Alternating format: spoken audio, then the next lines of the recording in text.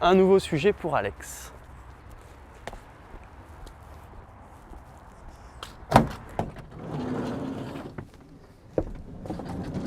Super, un nouveau sujet. Voyons ce qu'Alex va me raconter aujourd'hui.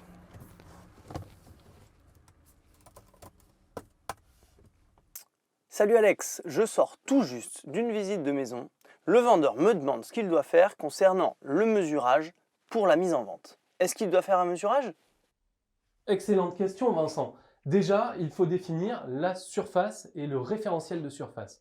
En effet, en France, il y a différents référentiels de surface, notamment la superficie carrèze, que tout le monde connaît, et la surface habitable. Ça nécessite quelques explications et quelques définitions. La loi Carrez est entrée en vigueur en 1997.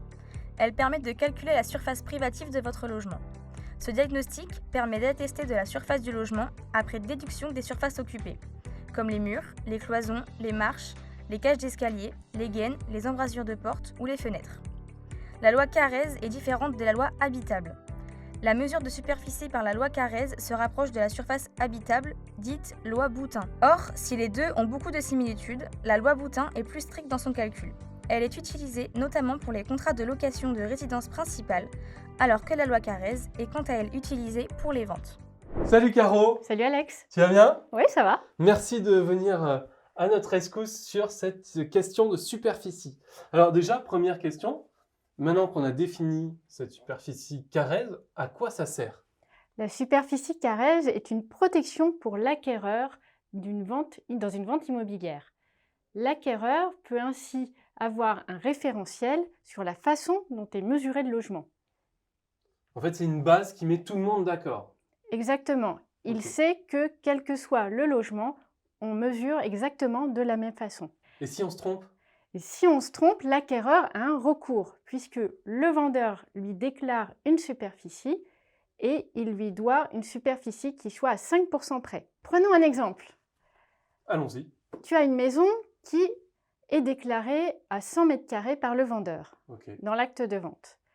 L'acquéreur a un doute, il demande à un professionnel de remesurer la maison. Dans les 1 an après la signature de l'acte authentique, hein, c'est bien ça. Hein. Exactement, il a 1 an pour le faire. Il mesure combien? Là, le diagnostiqueur mesure 80 mètres carrés. Ah oui, donc là on a 20% d'écart. C'est ça. 20% d'écart, ça veut dire que l'acquéreur va pouvoir attaquer le vendeur en diminution proportionnelle du prix. D'accord. Deuxième cas, l'acquéreur fait un nouveau mesurage et cette fois-ci, on est à 96 mètres carrés. Là, on est bon, puisqu'on est à une marge d'erreur qui est de moins de 5%.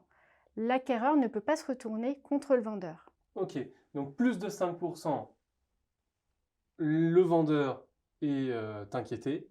Moins de 5%, il ne l'est pas. Alors on a mis un smiley content, mais en tant qu'acquéreur, on n'est pas nécessairement content parce que 4 mètres carrés en moins, si on est à Paris, c'est peut-être plus de 40 000 € quand même. C'est ça fait beaucoup quand même. Et alors cette caresse, dans quel cas est-ce qu'elle est obligatoire? Alors, la loi Carrez est obligatoire dans les immeubles en copropriété. Que ça soit un logement, un appartement, que ça soit une maison ou un local commercial par exemple. D'accord. Il faut aussi que le lot soit d'une superficie de plus de 8 mètres carrés pour entrer dans le champ d'application de la loi Carrez. D'accord. En dessous de 8 mètres carrés, on n'est pas tenu de mesurer ou de garantir l'acquéreur de la mesure de la surface. Très bien. Et comment est-ce qu'on doit réaliser ce mesurage? Alors, ce mesurage fait appel à un cahier des charges qui est défini par la loi. D'accord. Par exemple, lorsque tu as une pièce mansardée, seule la superficie qui est sous un plafond de plus d'1,80 m va être prise en compte. Ok. Donc on peut avoir des gros écarts de superficie quand même avec les parties mansardées et non mansardées. C'est ça, c'est-à-dire que la partie qui va être sous 1,80 m ne va pas être prise en compte pour la loi Carrez, mais en surface plancher, tu peux avoir une plus grande surface. Donc on peut quand même la valoriser dans le prix du bien.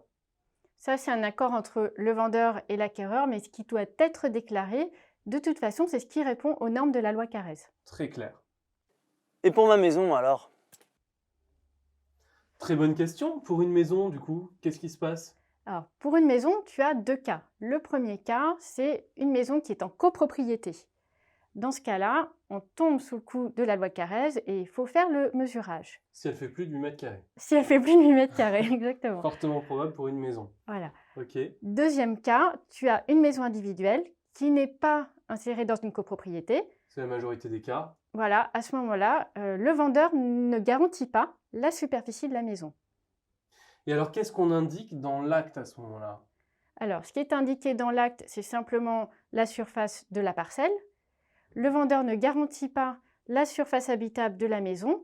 Par contre, si, comme Vince l'a indiqué, l'acquéreur veut faire des travaux et a besoin de connaître la surface ou le plan de la maison, il peut être intéressant pour lui d'avoir ce mesurage. Et dans ce cas, c'est un accord avec le vendeur où l'agent immobilier peut très bien faire le mesurage. Mais il n'y aura pas le fait que l'acquéreur puisse se retourner vers le vendeur dans tous les cas. Exactement. Dans ce cas, le vendeur n'a pas de responsabilité vis-à-vis de l'acquéreur. Pour moi, c'est très clair. Merci, Caro. Vince, est-ce que ça répond à tes questions? Oui, c'est parfait. Merci Alex, merci Caro, à très bientôt.